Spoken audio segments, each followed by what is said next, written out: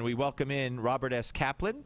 He is Harvard Business School Senior Associate Dean and former Vice Chair at Goldman Sachs. Hello, Robert. How are you, sir? I'm good. Good to talk to you. Well, a great book, and and it's a great follow-up to the other book that you wrote about what to ask the person in the mirror.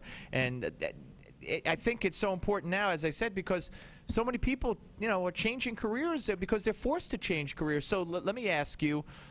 Let's take somebody who's forced out of what they're doing, and they're kind of glad, except for the fact that they don't have a job and they need the money. They're kind of glad because they're really bored.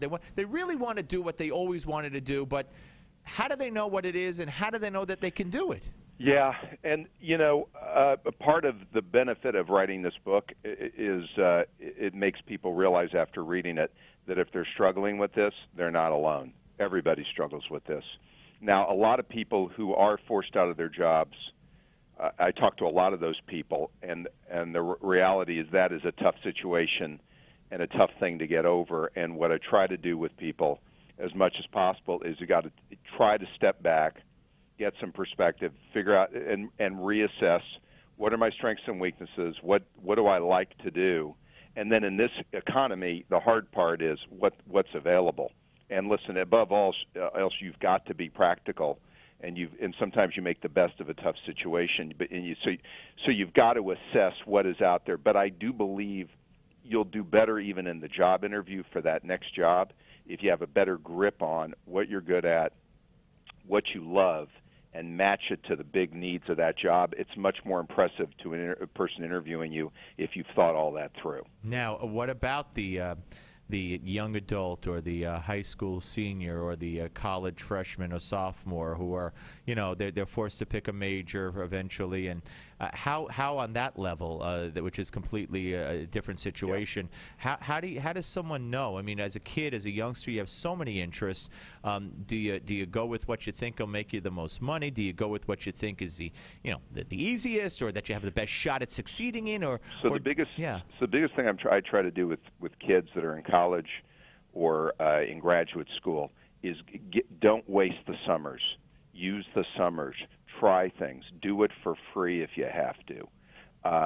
Talk to people who've done different careers. Ask them about it. Learn. When you're at that age, you got to try lots of stuff and you got to ask lots of questions.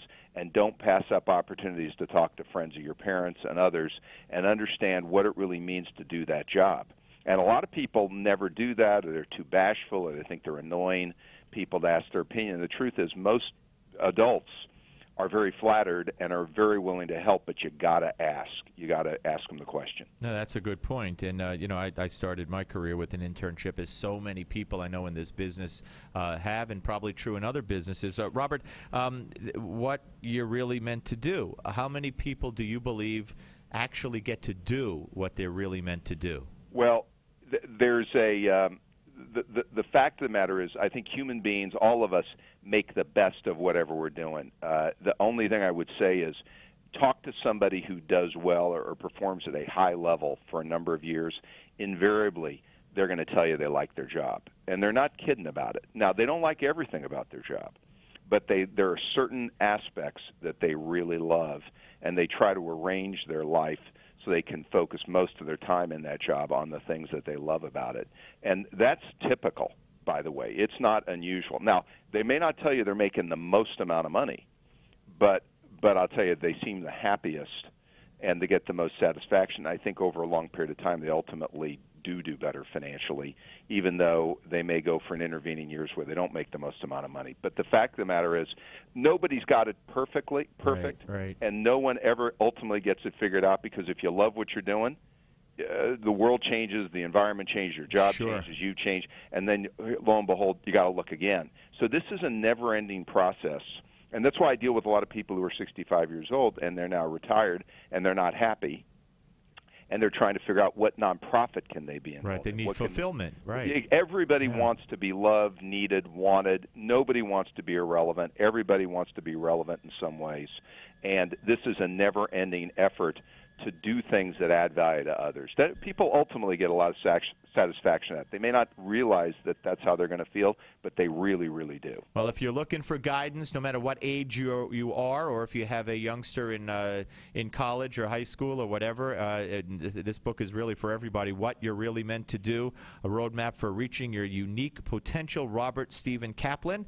And here is the book. I'm holding it up, and make a great Father's Day gift as well. By the way, I talked to CEOs about this subject I just did today, and most great companies try to create an environment where people are reaching their potential, so it applies to anybody, small and large. Great. Well, thanks for coming on, Robert. Good luck with the book. We appreciate it. Thanks, Steve. Thank you. Bye-bye. Robert Stephen Kaplan, ladies and gentlemen.